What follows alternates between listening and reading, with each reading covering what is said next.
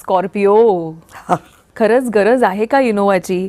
आणि अशा पद्धतीनं अमुकच कंपनीच्या आम्हाला गाड्या हव्यात असा अट्टहास का बरं?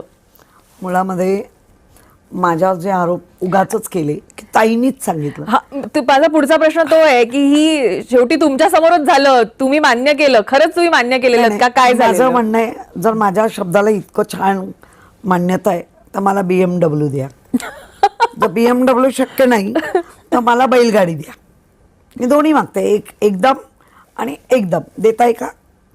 मुळात मी कधीच, माझा त्यावेळेची पण 2002 पासून आम्हाला गाड्यांची सवय झाली आहे. मुंबई महापालिकेची जे काही अध्यक्षपद वगैरे मिळतं, आमच्या कधीच तक्रारी नाही की ड्रायव्हर बदला किंवा गाडी बदला. कारण आम्हाला माहिती ही टेम्पररी सेवा आहे, ही मुंबईकरांसाठी दिली आहे आणि चांगली दिली आहे. कारण माझ्याच घरात स्वतः 10 वर्ष माझ्याकडे स्कॉर्पिओ आहे. मी त्याच गाडीबद्दल मी का बोलेन?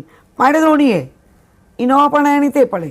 त्यामुळे मला कम्फर्ट स्कॉर्पिओ पण आहे, पण दिलेली गाडी बदला आणि मला इनोवा द्या, या गोष्टीला दौरे करायचे असतात त्यांना, त्यांचं म्हणणं आहे. कुठले दौरे? मुंबईमध्ये किती किलोमीटर आहे?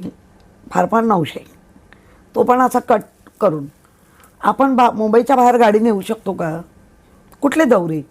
आणि दौरे असतील तर ते पक्षाचे असतात ना, ते दौरे पक्षाचे असतात. आम्ही पक्षाच्या कामाला जाताना आमची गाडी नेतो, आम्ही ती गाडी नेत नाही.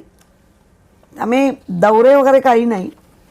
आम्हाला घेतलेल्या गोष्टीबद्दल दौरा येऊ शकतो.